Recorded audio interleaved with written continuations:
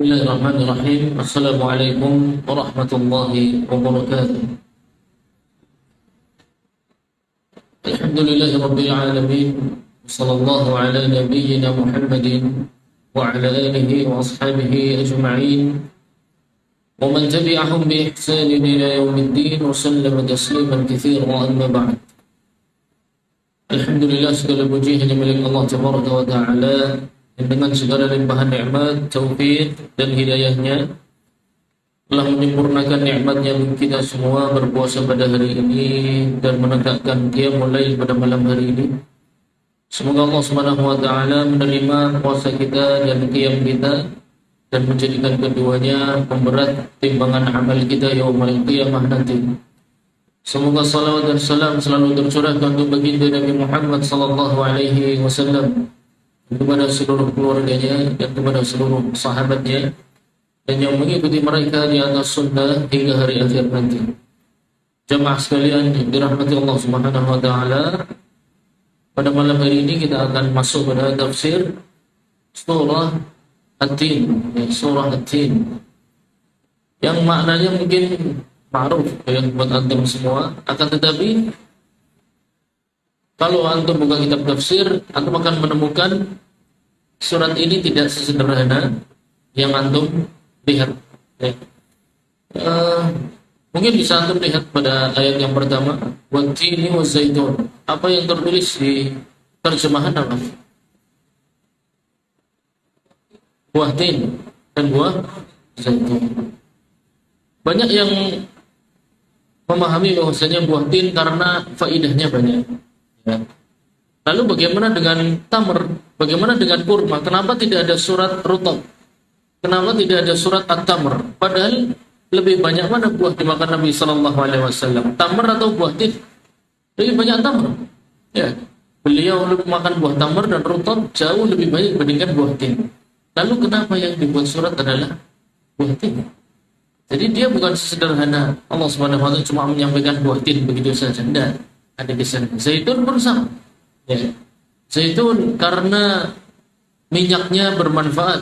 Bagaimana dengan kelapa sawit? Ya. Ekspornya di dunia lebih tinggi daripada zaitun.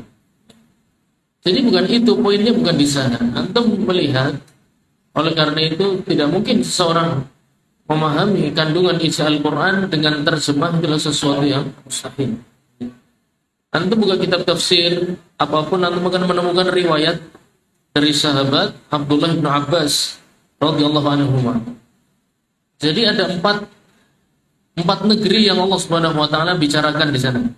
Yang pertama simbolnya adalah buah tin, yang kedua simbolnya adalah zaitun, yang ketiga simbolnya adalah tursinin,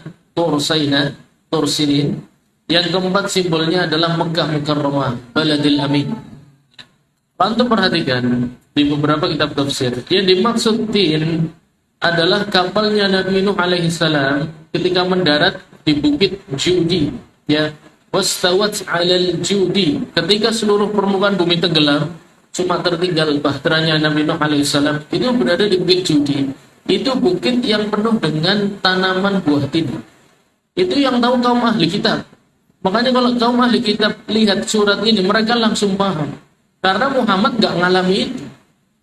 Muhammad sudah tidak bisa baca, tidak bisa tulis, bisa ngabarkan kejadian kapalnya Nuh itu berada di bukit yang isinya buah tin. Itu hanya bisa dari Allah Subhanahu wa Ta'ala. Jelas ajaib. Itu sesuatu yang ajaib. Nabi sallallahu alaihi wasallam mengabarkan tentang buah tin. Kemudian zaitun. Ya, itu berarti Allah Subhanahu wa Ta'ala cerita tentang Nabi Nuh alaihi salam. Zaitun adalah, kata sahabat Abdullah bin Abbas radhiyallahu anhu, zaitun adalah kebun di mana dibangun di atasnya Al-Quds, Masjidil Aqsa. Ya, Masjidil Aqsa itu dibangun di atas perkebunan zaitun. Itu yang paham kaum ahli kitab semua. Makanya Al-Quran itu tidak mungkin ditolak. Kalau orang ahli kitab baca tentang Al-Quran, surat tin saja, yang nyampaikan Muhammad lagi sallallahu alaihi wasallam, tidak tahu apa-apa, tidak baca tulis, tidak bisa baca tulis, tapi bisa ngabarkan tentang sesuatu yang detil.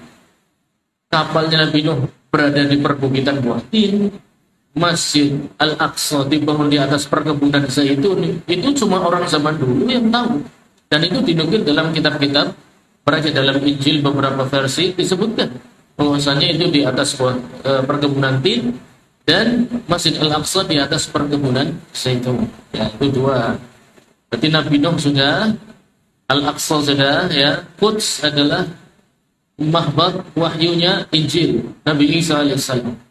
Yang ketiga, wa Turi Sinin, perbukitan atau gunung Tursina. Kalau antum melihat istilah terjemahnya adalah gunung Tursina.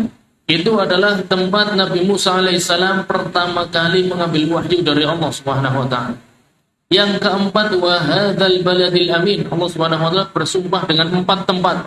Yang pertama perkebunan buah tin, yang kedua perkebunan zaitun, yang ketiga adalah Jabal Tursina, yang keempat adalah hadzal baladil amin, negeri yang aman, yaitu Mekah Mukarramah. Luar biasa, ya masyaallah, barakallah.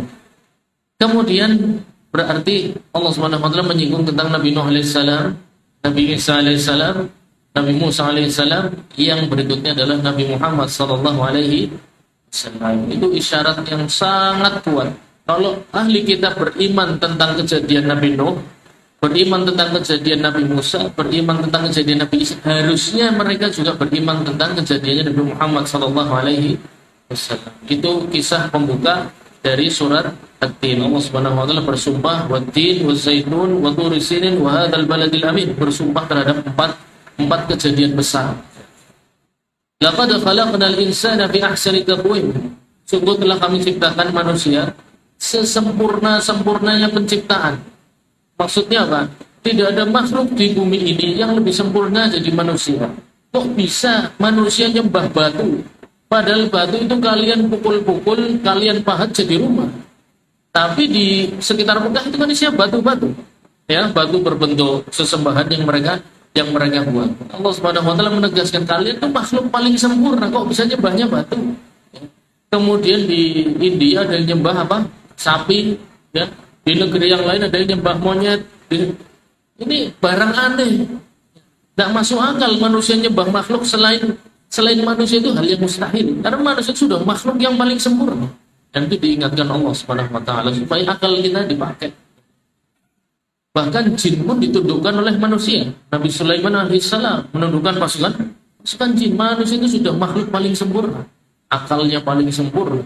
Ya, kemudian sistem tubuhnya sangat sempurna dibandingkan hewan-hewan atau makhluk Allah Subhanahu wa taala, ya.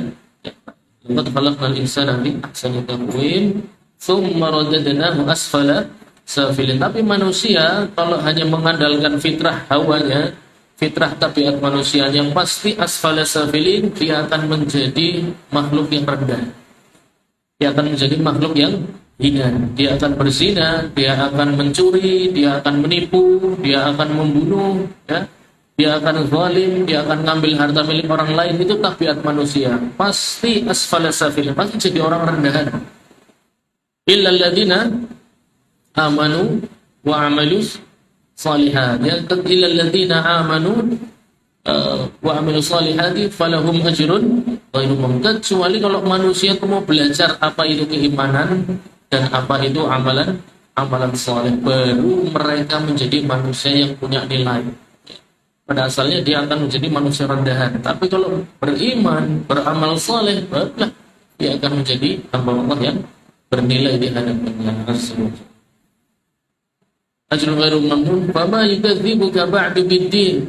Lalu dengan sekian banyak tanda-tanda kebenaranmu wahai Muhammad sebagai Rasulullah, ya, dari mulai kisah Nabi Nuh kamu tahu, padahal kamu tidak mengalami. Kisah Nabi Isa kamu tahu, kamu tidak mengalami. Kisah Nabi Musa kamu tahu, kamu tidak mengalami. Kemudian bagaimana Mekah disiapkan menjadi negeri yang paling terhormat seluruh dunia, antum kisahnya Abrahah antum sudah tahu. Ya, kemudian kisah surat Al-Quraisy antum sudah tahu. Bagaimana Mekah menjadi tempat yang sangat terhormat di seluruh dunia.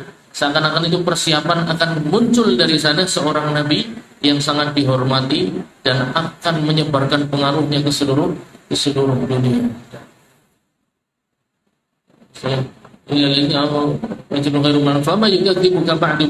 Maka gak mungkin orang bisa menolak ajaran wahai Muhammad. Kalau mereka menggunakan akal sehatnya, tidak mungkin bisa menolak kebenaran Al-Quran yang engkau bawa. Fa may yukadzibuka ba'du bidin alaysallahu biahkamil hakimin. Allah Subhanahu wa taala itu kalau membuat keputusan pasti penuh dengan hikmah, terukur sebagaimana Allah menuntun Nabi Nuh, sebagaimana Allah menuntun Nabi Isa, menuntun Nabi Musa, juga menuntun Nabi Muhammad SAW dengan tanda-tanda yang sama besarnya, dengan tanda-tanda yang nampak di depan mata, dengan tanda-tanda yang semua kaum ahli kitab bisa mengetahuinya. Dakwahnya juga sederhana Nabi Muhammad SAW, supaya manusia tidak merendah kepada sesama makhluk, akan tetapi merendah kepada pencipta makhluk. Dakwahnya sederhana. Ya, laqad khalaqnal insana fi ahsani taqwim. Kamu ciptakan manusia sesempurna-sempurna penciptaan. Jadi enggak boleh manusia itu menyembah kepada sesama makhluk. Mereka hanya boleh menyembah kepada pencipta makhluk. Baik, kira-kira seperti itu sedikit dari kandungan surat At-Tin. Semoga sedikit ini bermanfaat untuk kita semua. Kita tinjak majelis kita. Subhanakallahumma wa bihamdika asyhadu an la ilaha illa anta astaghfiruka wa atubu ilaik. Wassalamualaikum warahmatullahi wabarakatuh.